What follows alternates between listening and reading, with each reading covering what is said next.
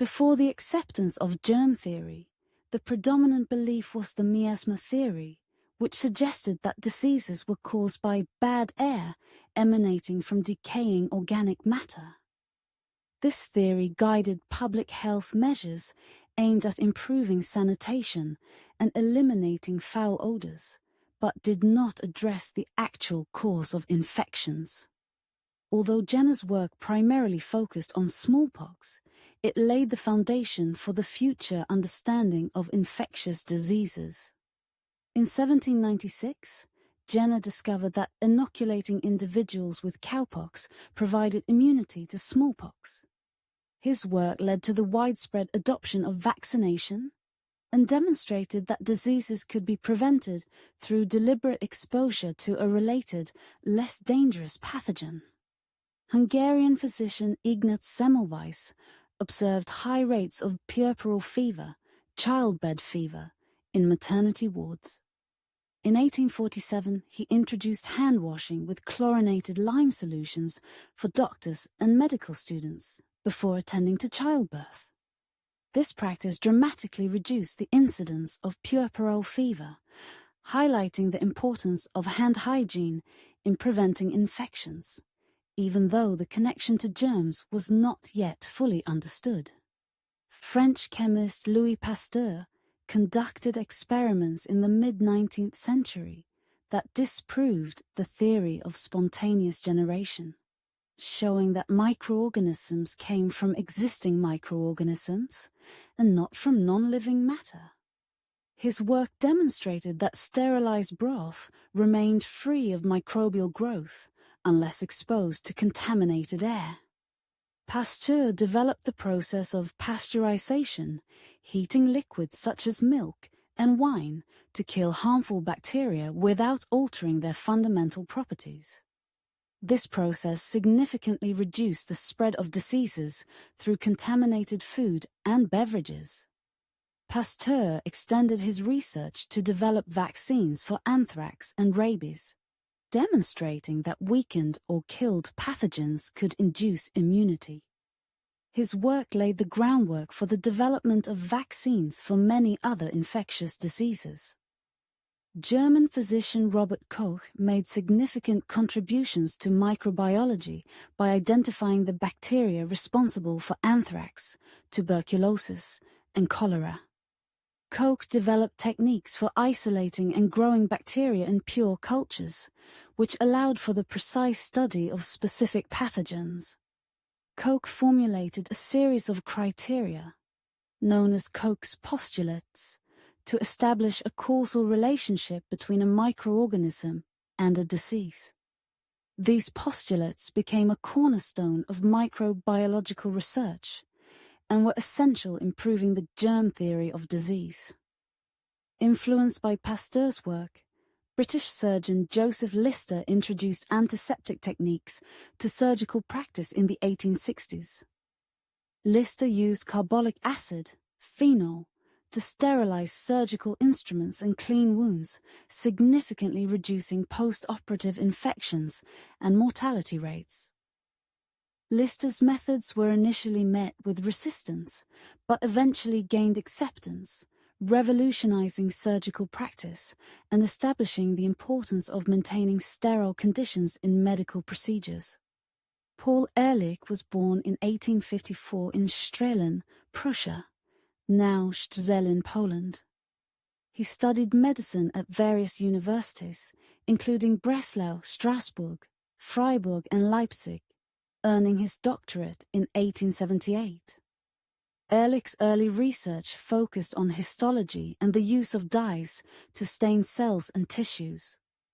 He developed new staining techniques that allowed for better visualization of cells under the microscope, laying the foundation for future discoveries in cell biology and microbiology. In the late 19th century, Ehrlich proposed the side chain theory to explain how antibodies are produced by the immune system. According to this theory, cells have side chains, receptors, that bind to specific antigens. When an antigen binds to a side chain, it stimulates the cell to produce more of these side chains, which are released as antibodies. This theory helped explain the specificity of immune responses and laid the groundwork for modern immunology.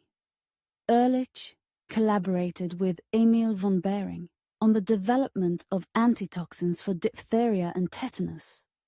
Their work led to the creation of effective treatments for these diseases and earned von Behring the first Nobel Prize in Physiology or Medicine in 1901. Ehrlich's contributions were crucial to the success of this research. Ehrlich coined the term magic bullet to describe a compound that could selectively target and kill pathogens without harming the host. This concept was revolutionary and paved the way for the development of targeted therapies in medicine. Ehrlich's most significant achievement was the development of salvarsan, also known as compound 606 or arsphenamine, the first effective treatment for syphilis. Syphilis was a major public health problem, and existing treatments were largely ineffective and toxic. In 1909, after testing hundreds of compounds, Ehrlich and his colleague Sahachiro Hata discovered that salvarsan effectively killed the bacterium Treponema pallidum, which causes syphilis.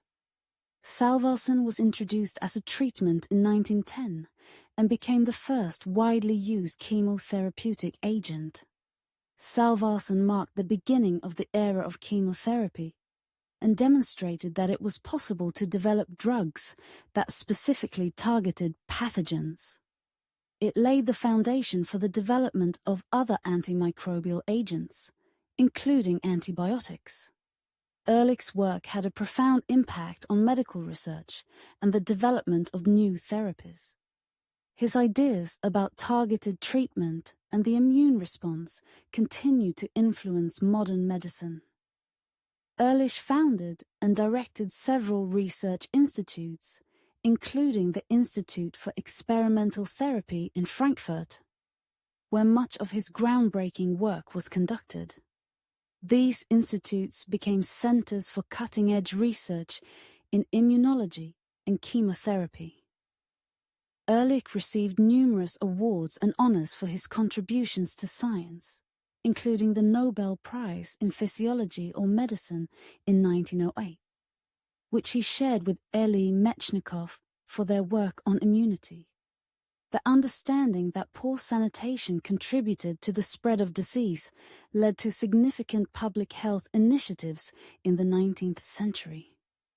Efforts to improve urban sanitation included building sewer systems, providing clean water, and implementing waste management practices. The Public Health Act of 1848 in Britain marked the beginning of organized public health policy, aiming to improve living conditions and reduce the spread of infectious diseases. During cholera outbreaks in the mid-19th century, British physician John Snow conducted pioneering work in epidemiology.